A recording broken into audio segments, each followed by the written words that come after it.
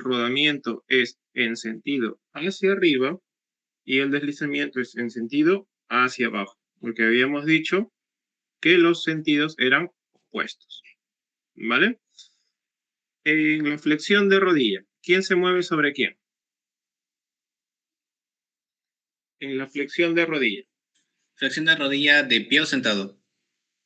Ya, aquí, chicos, cuando ustedes vayan a aplicar la regla cóncavo-convexo, en todo, ojo, se hace en cadena abierta.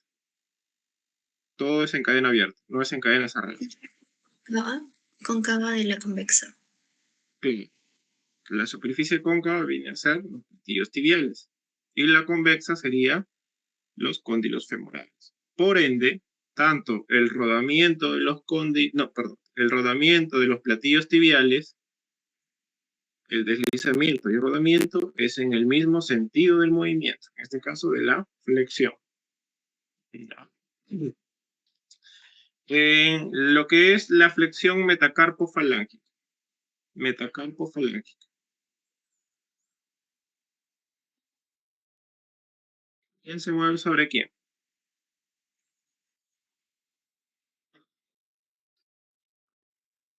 En la metacarpofalángica.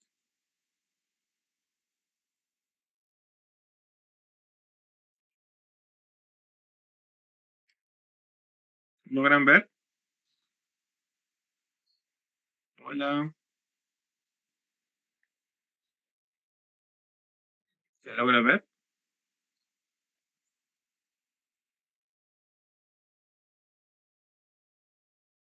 La falange sobre el metacarpo, exacto. ¿Y qué forma tiene las superficies articulares? Convexa sobre cóncava. No. Estamos diciendo que la falange se mueve sobre el metacarpo. Por ende, fíjense.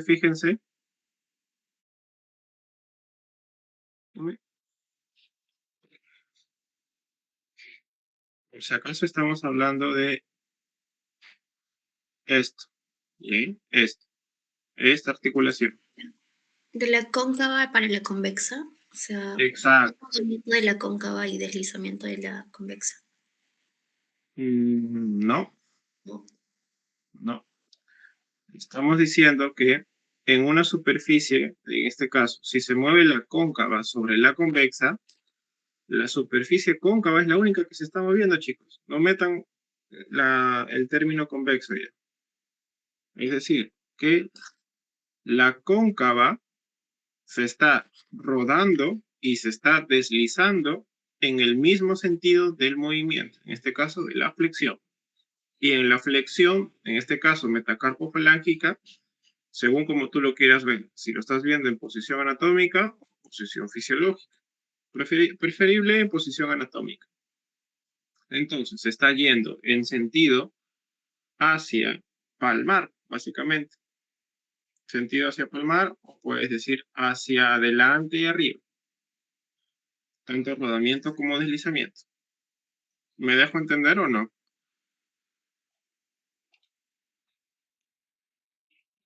Chicos. Sí. Para que lo tengan en cuenta. Si no lo han visto, es esta la articulación.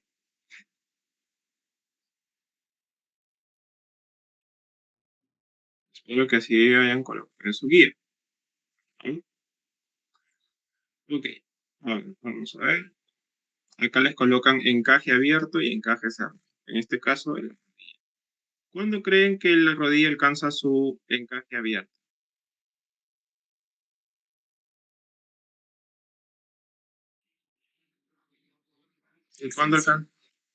¿Y cuándo alcanza su encaje cerrado? ¿Qué dijimos de encaje cerrado? ¿Qué dijimos en encaje cerrado? Que la articulación alcanza su máxima congruencia.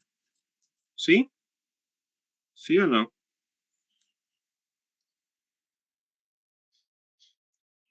Chicos, vamos.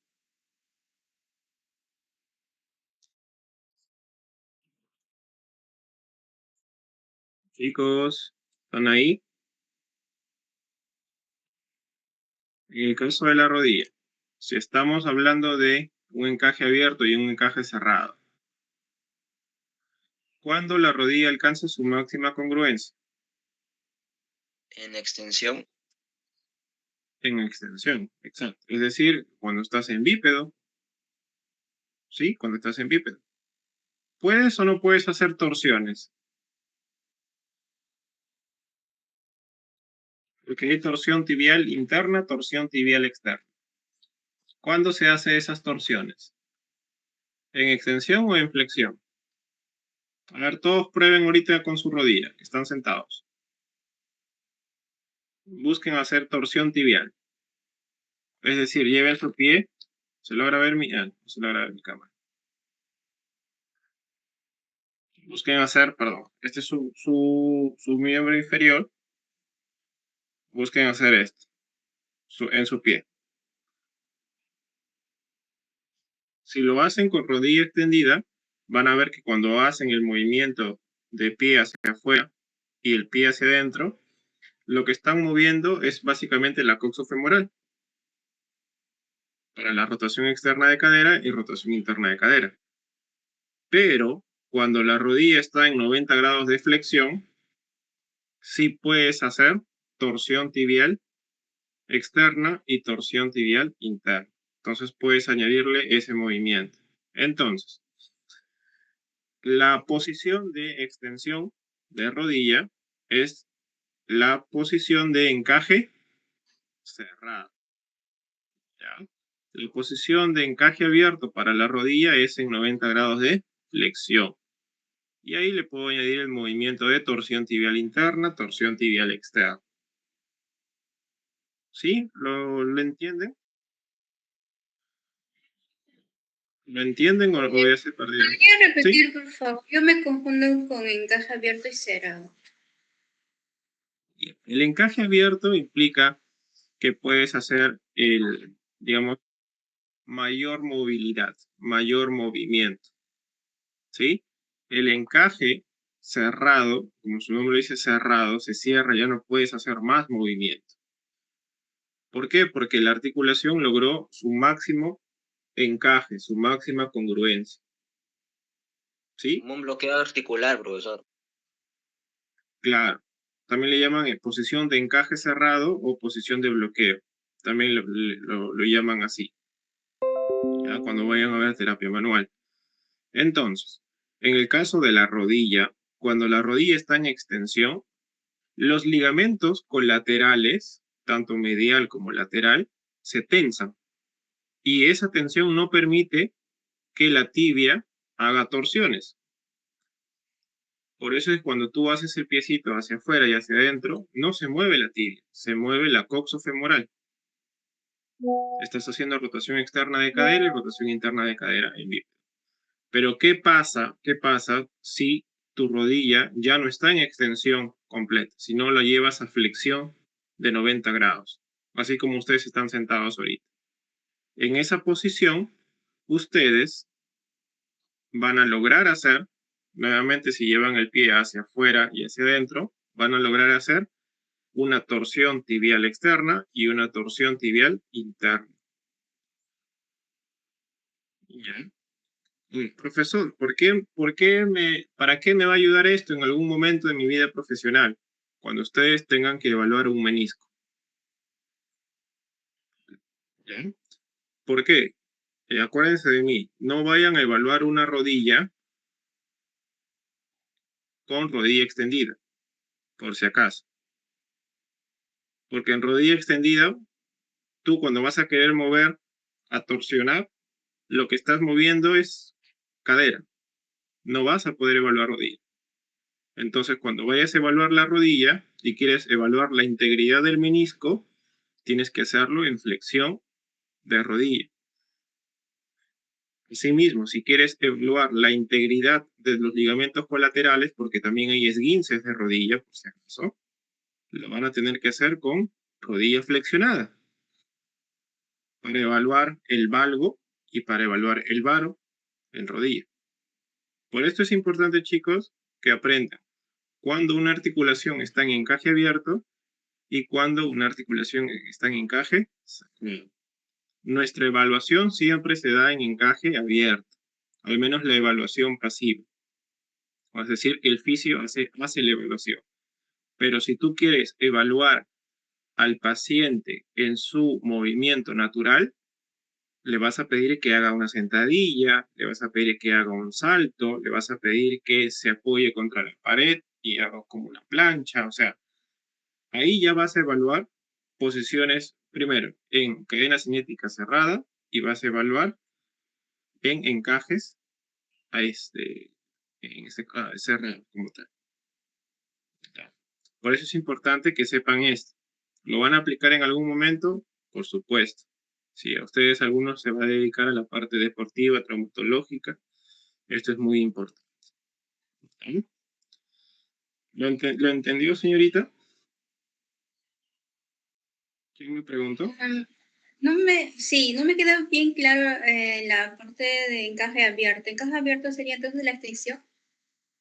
No. Extensión. Sería ¿por qué? Porque como está abierto, sí, sería en flexión de rodilla. Flexión de ¿Por qué? rodilla sería encaje abierto.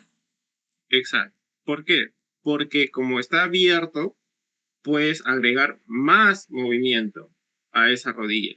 No solamente ya flexo-extensión, sino también torsiones. ¿Ya? Y en encaje cerrado, se cierra. Ya no puedes añadir más movimientos a esa articulación. Por eso se llama cerrado. ¿Ya? Para que no se olvide. Entonces, ¿cómo sería la rodilla? La rodilla en extensión ya no podrías hacer. Claro, en máxima extensión. Ajá, en máxima extensión. Ya no puedes mover más. Y en un encaje abierto con flexión. ¿Sí? Ok, muchas gracias, sí. Muy bien. Vamos a continuar. Me avisan, por favor, cuando aparece el anuncio de se va a acabar la reunión. Ok. ¿Ya? A ver. Muy bien. Esto de aquí, factores que intervienen en la estabilidad articular. ¿Alguno de ustedes tiene su guía a la mano? Porque esto es teoría. Sí, la tengo en la mano yo. Perfecto. ¿Qué factores morfoestructurales intervienen? Tenemos el tamaño del área de contacto o coaptación entre las superficies articulares. ¿Ya? ¿Qué Dice, más? a mayor área de contacto, mayor estabilidad. Ujú, eso es cierto. ¿Qué más? Tenemos la congruencia geométrica entre las superficies articulares. A ver, tenemos, discúlpame.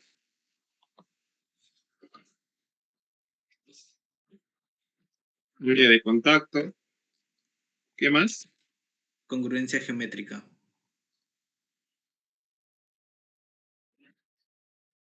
Área de contacto. Congruencia geométrica. ¿Qué más? Presencia de tejido fibrocartilaginoso que rodea a una de las superficies. Ya. Eso sería, por ejemplo, ¿qué articulación? Si es tejido fibrocartilaginoso. El hombro, por ejemplo. ¿Por qué el hombro? Bueno, aquí menciona de ejemplo a los rodetes No, señor. glenoideos y cotiloideos. Por eso, por eso. Todas las articulaciones que tengan presencia de un menisco, ya sea ATM, ya sea glenumeral, ya sea la esternoclavicular, que también lo tiene, las rodillas, ¿qué otras más? A ver, me equivoco, hay uno más, no me fue el nombre, ya, pero la presencia de tejido fibrocartilaginoso le va a aumentar un poquito más el área de contacto. Ya, por eso es que va a haber un poco más de congruencia. ¿Ya? Toda articulación que tenga tejido fibrocartilaginoso para incrementar su área de contacto. ¿Ya? ¿Qué más? Y modificaciones en el grosor o en la forma de los cartílagos articulares y o adaptaciones a las fuerzas que sobre ellos se aplican. Por ejemplo,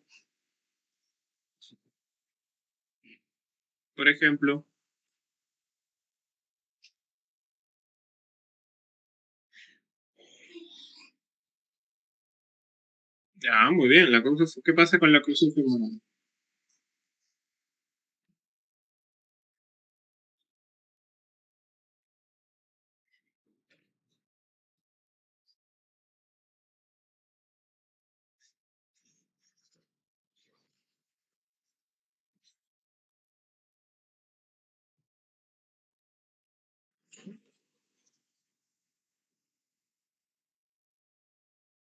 Ujú, ujú,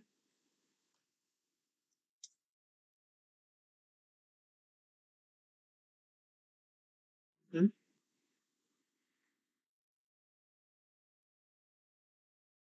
Sí.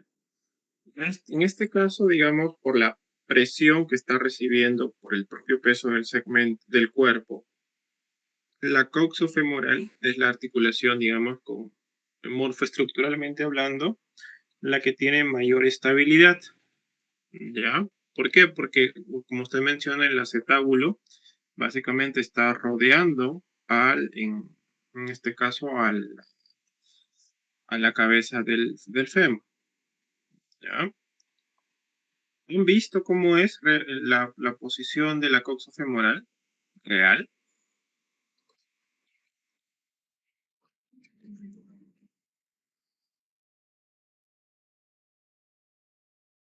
Sí, sí, o sea, ojo, que agregar el término fijación implica que es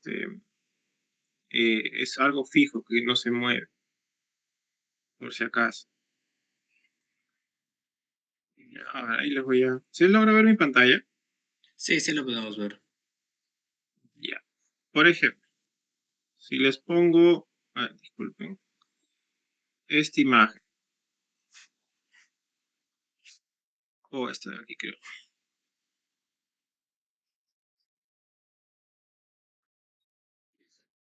Logran ver casi impactado Mm,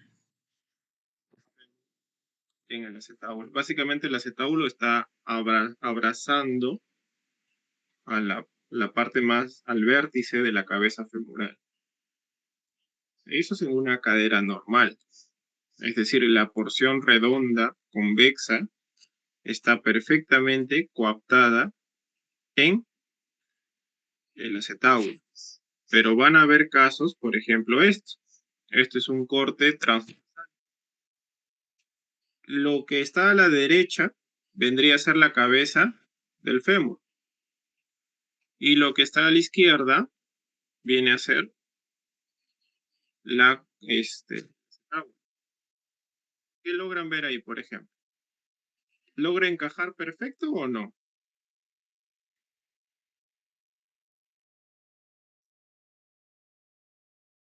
Claro, o sea, de por sí ya no hay esa congruencia, ya no hay, en este caso, una simetría.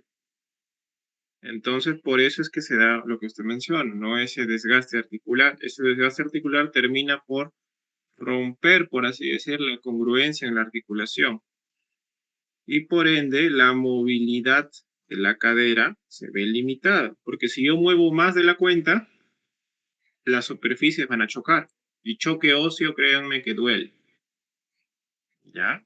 Porque hemos visto que el cartílago articular es, mejor dicho, no tiene raíces nerviosas. Cuando ya el cartílago articular está desgastado, ¿con quién va a contactar? Hueso, hueso. Y el hueso sí es muy inerme. Entonces, esa fricción entre hueso y hueso va a generar presencia de dolor.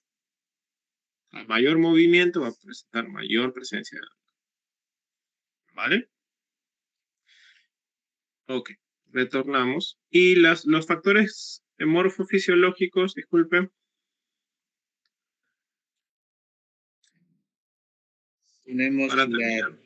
tensión de los elementos articulares y periarticulares. Ya, eso es lo que mencionamos. Ligamentos colaterales, por ejemplo, en la rodilla. Ligamentos coxofemorales, ligamentos glenohumerales, que están reforzando la parte anterior. ¿Qué más? El contacto de partes blandas. Contacto de partes blandas. ¿Qué más? El contacto de partes óseas. Ujú. Más que todo en miembros inferiores. Fuerza muscular periarticular. Ajá. Por ejemplo, manguito rotador. Si no, tu húmero caería, pues. Tu deltoides, tu manguito rotador, están interviniendo para que tu hombro no esté descendido, no esté caído. Al igual tu trapecio superior. ¿Qué más? Presión atmosférica negativa intraarticular. Ujú. Esa presión se da justamente por la presencia de la cápsula articular. Cuando la cápsula articular está envolviendo la articulación, se crea una presión negativa, ¿ya? Y esa presión negativa, no sé si han tenido la oportunidad, por ejemplo, cuando destapan una gaseosa, cuando destapan una botella de vino, no han presenciado cómo suena o el gas como tal. Sí. Sí, han notado, por ejemplo, que cuando tú abres una botella, mejor dicho, antes de abrir la botella está como que más resistente, más firme, por así decir. Pero ya cuando abriste la botella y lo volviste a cerrar, ya no tiene esa misma contextura. Han tomado su gaseosa, por ejemplo. ¿Te han dado cuenta o no? Sí. Pero ¿qué pasaría con las personas que se dislocan una articulación? Ya. Lo que pasa es que la cápsula articular cede. Es decir, si bien no se rompe, pero se laxa. Entonces, el gran problema con las personas que han tenido una luxación es que ya su cápsula articular es insuficiente para estabilizar la articulación. Es por eso que nuestro trabajo va a ser reforzar los grupos musculares que estabilizan la articulación en rangos cortos para no generar mayor inestabilidad, es decir, mayor encaje abierto. ¿Ya? Y poco a poco ir aumentando la carga. Ese es el problema con los que han tenido luxaciones. ¿Lo entendieron? Sí. Sí. Mm. Ok. ¿Qué otro factor más? Tensión superficial del líquido sinovial. Ya. Bien. ¿Qué más? Esa es la última. Muy bien. Mm. Muy bien. Vamos a tener un receso de 10 minutos. ¿Está ahí todo claro con artrocinemática? Para pasar al otro tema. Equilibrio y estabilidad. Profesor, tenía una duda respecto a lo que usted había mencionado de cuándo se le practicaban ejercicios a una persona cuando con encaje cerrado. Ujú. ¿Cuándo era? Ah, no, más que ejercicio es, digamos, en un encaje cerrado, tú estás, digamos, evaluando la movilidad, pero activa de la persona. Por ejemplo, si tú quieres evaluar una rodilla, le pides al paciente que haga una sentadilla, que haga un lunges, que haga digamos, que se siente y se pare, Ah, ya. Es más para ver la movilidad de la articulación. pero funcional. O sea, Ah, como ya. normalmente los miembros inferiores funcionalmente están trabajando en cadena cinética cerrada. ¿sí? Pero si yo quiero evaluar la estructura como tal, tengo que hacerlo en este caso, en un encaje abierto, en cadena cinética abierta. ¿Sí? Sí, sí. Para mí eso justamente yo lo voy a aplicar más adelante en mis otros cursos. ¿Ya? Ok, gracias. Ujú. Ok. Ok, Profesor, vamos a poner un... ¿Sí? Sí, digo. gracias. En la guía 9, casi al finalizar, Ujú. hay registro goniométrico de movilidad del codo y la muñeca. ¿Eso cómo tendríamos que hacerlo? Ya, el registro goniométrico, la goniometría lo van a ver en el curso de evaluación, porque para eso necesitan tener un goniómetro. Es como una regla. No sé si han visto cómo es un goniómetro.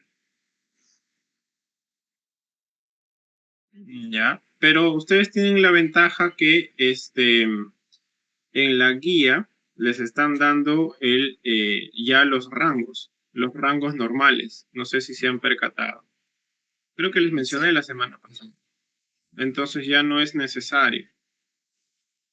Ya, pero igual la evaluación goniométrica no es compleja, chicos, no es compleja porque hay un brazo móvil y hay un brazo fijo. Es decir, un ratito buscar un video, ya después del receso les voy a mostrar un video cómo se hace, ya, para que ustedes también puedan orientarse, ya. Ok, ¿alguna duda, otra pregunta?